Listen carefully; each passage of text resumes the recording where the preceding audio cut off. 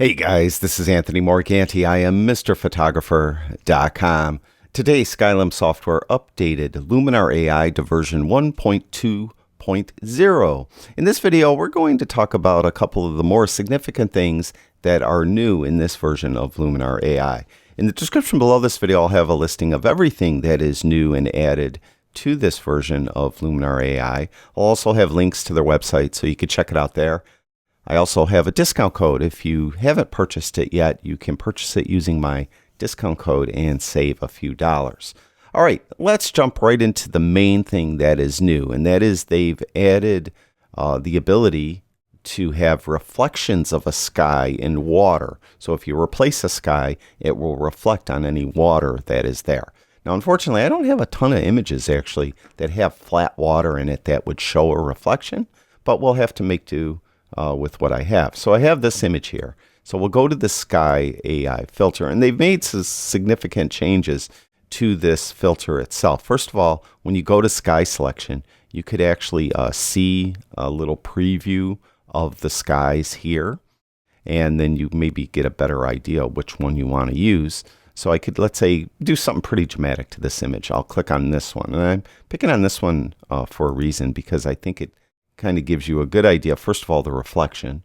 You can see that the reflection is down here, but they've changed the controls quite a bit. First of all, let's go to orientation. In this case here, we've always had the vertical offset. You can see I have a little gap right here, so I need to move it down. Now, they've always had that, all right, so we could move it vertically. They've added horizontal, which I don't understand why it wasn't there before. So we could move it left and right. So that is a welcome change or addition. They've always had the horizontal blending to help you blend it better right at the horizon line, which in this case I am. Then they've had flip, so that's pretty much the same. Mask refinement, they now have a single global slider. Before they had, they had a couple, I think, different ones. Now they have closed gaps. We have always had that, actually. Fixed details, I believe, was always there. Scene relighting, this is where you could relight the strength of the original scene. That was always there. Relight saturation was always there, but relight human is new, and we'll talk about that in a moment. But they have one slider for the reflection itself. Pretty much how intense do you want the reflection to be? You can fade the reflection by moving it to left, or bring it more intense by moving it to the right. So that is new. And then down in sky adjustments, I believe this is pretty much all the same. So let's go to another one, just so hopefully you could better see this sky filter in action. Let's see here. What should we do? 1, 2, 3, 4. I had one picked out. This one, I think. Let's see. Yeah. This one, I think, gives you a good idea of the reflection, because we have the sun here, so you can see the sun is being reflected down here. You can see how the trees are still blocking the sun as they should be.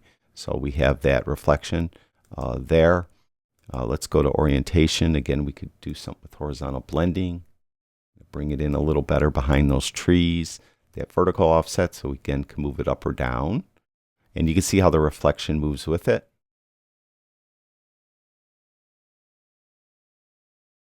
And that horizontal offset, so we can move it left or right. It kind of like pivots. Kind of interesting. And rotation, if your horizon happens to be crooked or your sky is crooked and you want to straighten it for some reason, you could do that with that.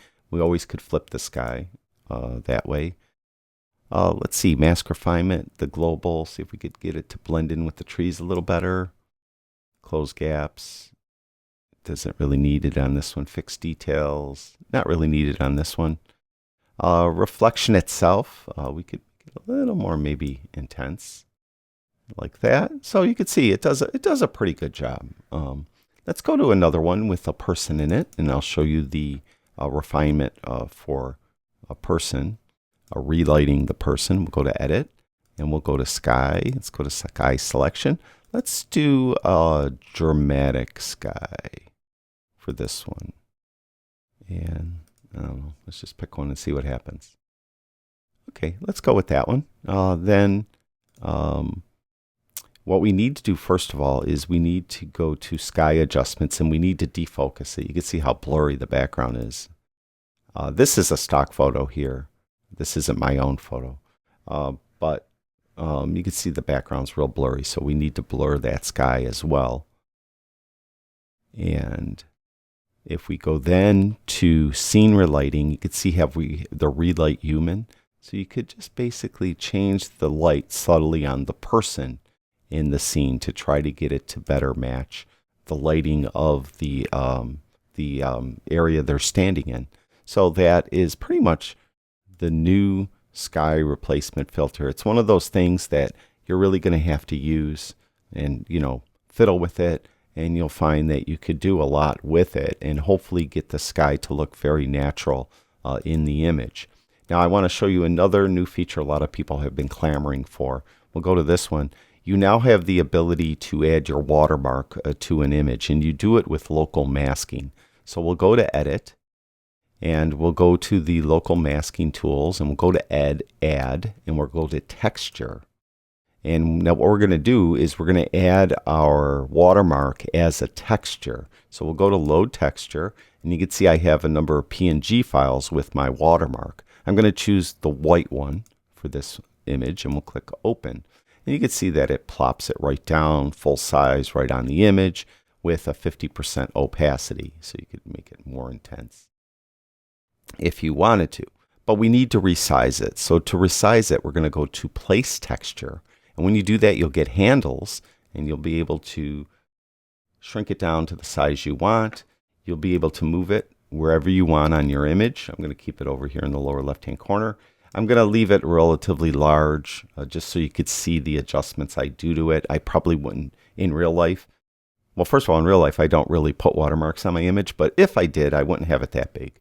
But to get rid of those handles, just click on Place Texture again. And again, the opacity slider, you can make it, very barely noticeable, or, a little more opaque and more noticeable.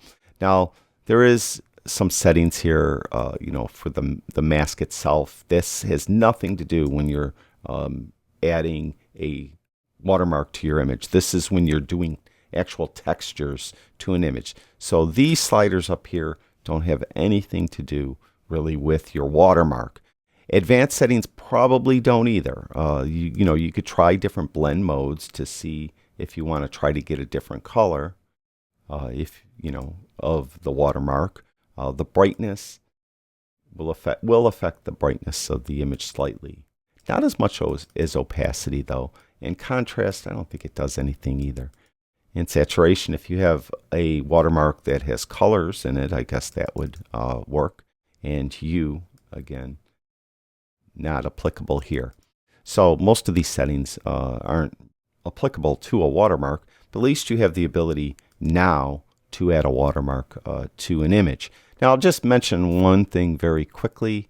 If we go to templates, they just changed the layout of the templates a little bit and made them all pretty much the same size down here, so that they're, I guess, a little easier to see, because some of them were very large and some of them were very small in the previous version of Luminar AI, and a lot of people had a hard time, I guess, seeing their templates if they wanted to use a template. So those just kind of redesigned.